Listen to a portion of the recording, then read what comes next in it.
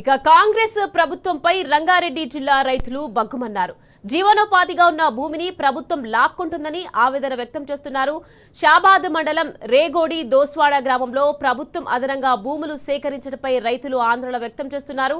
ఇప్పటికే వందలాది ఎకరాలు కోల్పోయామని, ఉన్న కొద్దిపాటి భూమిని కూడా లాక్కుంటే తాము ఎలా బతకాలని రైతులు వాపోతున్నారు. సర్వే నెంబర్ 172లోని 27 ఎకరాల భూమిని ప్రభుత్వం తీసుకుంటుందని, గతంలోనే సర్వే నెంబర్ 102లోని దాదాపు 275 ఎకరాలను ప్రభుత్వం స్వాధీనం చేసుకుంది. ఇప్పుడు మళ్లీ మిగిలిన భూమిపై రేవంత్ సర్కార్ కన్నేయడంతో రైతులు రోడ్డెక్కి ధర్నా చేపట్టారు. ఉన్న ఎకరం, అర ఎకరం భూమిని కూడా లాక్కుంటే తాము ఊరు వదిలి వెళ్లాలని ప్రభుత్వాన్ని ప్రశ్నిస్తున్నారు. ఇప్పటికైనా ప్రభుత్వం స్పందించి తమ భూములు తమకే ఉంచాలని, బలవంతపు భూసేకరణ ఆపాలని రైతులు డిమాండ్ చేస్తున్నారు.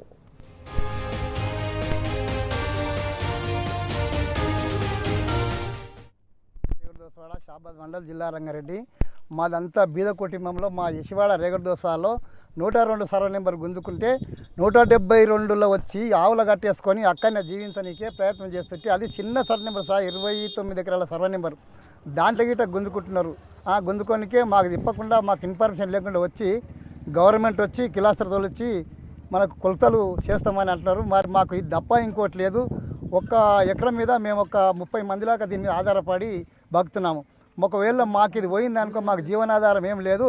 మా కుటుంబం మేము వచ్చి రోడ్ల మీద చచ్చిపో, ఒకవేళ వీళ్ళు కొలుచుకుంటాం కరెక్ట్ అనుకుంటే మాకే అక్కడికి వెళ్ళి మందు తీసుకొచ్చి మా అందరికి పోసి మేము చచ్చిపోతాము. మా భూమిని వాళ్ళే కబ్జా పెట్టుకొని గవర్నమెంట్ సాధ్యం చేసుకొని వాళ్ళే బతుకొని వాళ్ళే వెళ్ళని. ఆ రోజేమో పట్టలు ఇస్తామని గరీబోళ్ళు ఓటేసి గద్దె మీద కూర్చున్న తర్వాత మమ్మల్ని తీసుకుపోయి ఇలా బుగ్గు రామచంద్ర చేసి రోడ్డు మీద వేస్తున్నారు. గవర్నమెంట్కి ఎంతవరకు సాధ్యము, ఎంతవరకు న్యాయం ఇది? ఎట్టి పరిస్థితులు 172 29 ఎకరాలు వదిలిపెట్టి మీరు ఏమన్నా చేసుకోండి సార్, మాకు ఇది ఓతి ఇంకో మా వాడి విషం దాగే సత్య పరిస్థితి వచ్చింది. ఎట్టి పరిస్థితుల్లో దీన్ని ఇవ్వగలరని మరి మీకు నమస్కారం చేసి కోరుకుంటున్నాం సార్. 102 సర్వే నెంబర్ గవర్నమెంట్ తీసేసుకుంది. ఆ 102 సర్వే నెంబర్లో 279 ఎకరాలు ఉంటాయి. దాని మళ్ళీ అది తీసుకున్నాక మిగతా మాకు అక్కడ ఉన్నదానికి 50 ఎకరం ఎంతో కొద్దిగా అంత ఉంది. మళ్ళీ దానికి వచ్చి 172 29 ఎకరాలు ఉంటుంది. అది తీసుకుంటే విలేజ్కి ఏమని ఉంటుంది ఏంది? మొత్తం ల్యాండ్ తీసుకోవడం ఎంతవరకు న్యాయం? ఇంతకుముందు కాంగ్రెస్ గవర్నమెంట్ వచ్చేటప్పుడు లావని భూములను పట్టా చేస్తని ప్రతి మీటింగ్లో చేవేళ్ళ మీటింగ్లో గించి చెప్పారు. ఆ పట్టు ఇవ్వకుండా ఏమి ఇవ్వకుండా ఉన్నది గుంజుకొని పోవడం అవుతుంది. ఇది కరెక్ట్ కాదు. గవర్నమెంట్కి మేము హెచ్చరిస్తున్నాము. తర్వాత ఇంకోటి ఏంటంటే ఈ భూములు ఎట్టి పరిస్థితి ఇచ్చేయలేదు. ఆ 102 ఇవ్వడమే పెద్ద తప్పైంది. మేము అది చేయడం పెద్ద తప్ప అవడం వల్ల ఇప్పుడు ఇది తీసుకుంటారు, రేపు ఇంకోటి తీసుకుంటారు, తర్వాత మా ఊరిని ఇట్లా లేపే పొజిషన్కి వచ్చేటట్టు మేము ఎట్టి పరిస్థితి ఇచ్చే ప్రసక్తి లేదు. తర్వాత మేము దేనికైనా రెడీ ఉన్నాం. లేదంటే ఇప్పుడు ఎవరైనా కొలతలు వాళ్ళు వస్తారు కదా, వాళ్ళు వచ్చి వాళ్ళు ఏమన్నా చేస్తే మందు తాగి చంపమని తర్వాత ఆడ ఆయనతో గుంజుకున్నారు. 102 ఆయనతో గుంజుకున్నారు. ఈడ బతకనీకే ఇంత మంది ఉండి మేము ఆ భూమి మీద బతకకుండా లేకుండా చేస్తే మేము ఏ పరిస్థితి కావాలి, ఏ లెక్క కావాలి? ఇందిరామ్ ఇస్తుంది ఎట్లా, ఇప్పుడు గుంజుకుంటుంది ఎట్లా? ఇందిరామ్ ఏ కోటికి తోలుకపోతారా, జైలుకు తోలుకపోతారా, ఆదివాసికి తోలుకపోతారా? మమ్మల్ని బతికిచ్చేయండి సార్. మాకేం ఆశం లేదు. పిల్లల జల్లలము ఏడ ఉండనికి కూడా తల మీద బొంద పెట్టుకొని కూడా తల మీద గీత కూడా గవర్నమెంట్ కార్యక్రమం లేదు. ఇంకేం లాభం ఉన్నది మాకు? మమ్మల్ని ఏ చేస్తారో చేయండి సార్. మాకేం ఆశం లేదు. తిందామంటే అన్నం కూడా లేకుండా నాదు పోసుకొని కూర్చున్నాము. పశువులకు నీళ్లు లేవు, మనుషులకు నీళ్ళు లేవు, ఊళ్ళో బతకని కూడా లేదు. మేము ఏం చేయాలి, ఎట్లా చేస్తాం? మేము ఆయన తీసుకున్నాక మేము ఏ లేకంగా బతుకుదాం, ఎట్లా లేదు సారు? మాకు ఏ జీవితం లేదు సార్. మేము ఢిల్లీ కూడా వచ్చి కూడా ఇదే నుడికి చెప్తాం సార్. మరి ఢిల్లీలో ఉన్న ఇందిరామ్మ చెప్తుందా, సోనియా గాంధీ అమ్మ చెప్తుందా, రాహుల్ గాంధీ చెప్తాడా? ఎవరు చెప్తారు? ఇచ్చిన వాళ్ళు ఎవరు? ఒకటి పేలైంది, 2 నడుస్తున్నాయి. దాన్ని సర్వే చేసిన, దాన్ని దూళ్ళు 4 ఆవులు, 2 ఎడ్లు, 4 యాగలు ఆడ కుటుంబేసిన కుటుంబంలో ఉన్నాయి అన్ని.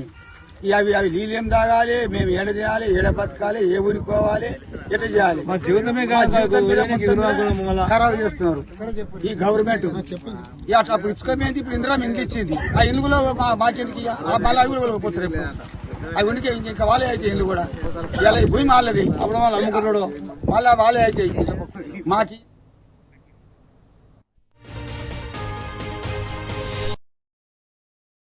రైట్, ఇదే విషయానికి సంబంధించి మరింత సమాచారాన్ని మా ప్రతినిధి మహేష్ మనకు అందించేందుకు సిద్ధంగా ఉన్నారు.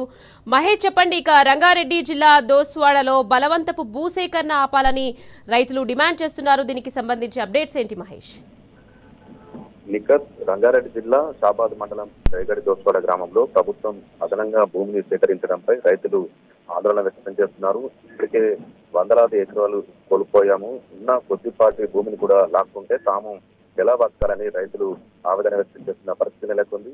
సర్వే నెంబర్ 172లోని 27 ఎకరాల భూమిని ప్రభుత్వం తీసుకుంటుంది. గతంలోనే సర్వే నెంబర్ 102లో దాదాపు 275 ఎకరాలకు ప్రభుత్వం సాధన చేస్తుంది. ఇప్పుడు మళ్ళీ మిగిలిన భూమిపై ప్రభుత్వం కన్నేయడంతో రైతులు రోడ్డెక్కి తమ ఆవేదనలు వెల్లడిస్తున్నారు. ఉన్న ఎకరం అరెకరం పొలంలో బోర్లు వేసుకొని పశువులను సాగుతూ పాలముకొని జీవనం కొనసాగిస్తున్నాము. రైతులు ఆందోళన వ్యక్తం చేస్తున్న పరిస్థితి కనిపిస్తా ఉంది. ఉన్న భూమిని కూడా లాక్కుంటే తాము ఊరు వదిలి వెళ్లాలా అని కూడా ప్రభుత్వాన్ని ప్రశ్నిస్తున్న పరిస్థితి కనిపిస్తా ఉంది. ఇప్పటికైనా ప్రభుత్వం స్పందించి తమ భూములు తమకే అప్పగించాలని కూడా రైతులు డిమాండ్ చేస్తున్న పరిస్థితి కనిపిస్తా ఉంది. బలవంతపు భూసేకరణ ఆపాలని కూడా రైతులు డిమాండ్ చేస్తున్న పరిస్థితి కనిపిస్తా ఉంది. గత వారం 10 రోజుల క్రితమే ఇక్కడ రైతులకు మద్దతుగా బీఆర్ఎస్ వర్కింగ్ ప్రెసిడెంట్ కేటీఆర్ ఆదేశాల మేరకు అటు బీఆర్ఎస్ నాయకులు ఆర్ఎస్ ప్రవీణ్ కుమార్ కావచ్చు, షాబాద్ మాజీ జడ్పీసీ పట్టణం అవినాష్ రెడ్డి ఆధ్వర్యంలో రైతులకు మద్దతుగా మేము బీఆర్ఎస్ పార్టీ ఉంటుంది అని కూడా వారికి ఒక స్పష్టమైన మద్దతు కూడా ప్రకటించారు. రైతుల పక్షాన తాము కూడా పోరాటం చేస్తామని కూడా వారికి హామీ ఇచ్చిన పరిస్థితి కనిపిస్తోంది. ఖచ్చితంగా రైతులకు సంబంధించి భూములు తీసుకోవద్దని కూడా వారు ప్రభుత్వాన్ని డిమాండ్ చేసిన పరిస్థితి కనిపిస్తోంది. కాంగ్రెస్ ప్రభుత్వం అధికారంలోకి వచ్చినప్పటి నుంచి కూడా రైతులకు సంబంధించి బలవంతంగా అదేవిధంగా చూసాం లగచర్ల గిరిజన రైతులకు సంబంధించి కూడా భూములు లాక్కునే సమయంలో కూడా బీఆర్ఎస్ పార్టీ గిరిజన రైతులకు అండగా నిలిచిన పరిస్థితి కనిపిస్తోంది. మరోవైపు ఉర్దూ యూనివర్సిటీకి సంబంధించిన భూములకు సంబంధించుకోవచ్చు, ఇటు రంగారెడ్డి జిల్లా యాచారంలోని ఫార్మసీకి సంబంధించిన భూములకు సంబంధించుకోవచ్చు. మొత్తం కాంగ్రెస్ ప్రభుత్వం అధికారంలోకి వచ్చిన 2 ఏళ్ల నుంచి కూడా ఈ భూముల చుట్టే వ్యవహారం అంతా నడుస్తా ఉంది. రైతులను బలవంతంగా భయపెట్టి మరి ఆ భూములను లాక్కుంటున్న పరిస్థితులు అయితే నెలకొన్నది. ఖచ్చితంగా తమ ప్రాణాలైనా అర్పిస్తాం కానీ భూములు మాత్రం ఇవ్వమంటూ కూడా రైతులు ప్రభుత్వానికి చెప్తున్న పరిస్థితి నెలకొంది. Right, thank you Mahesh.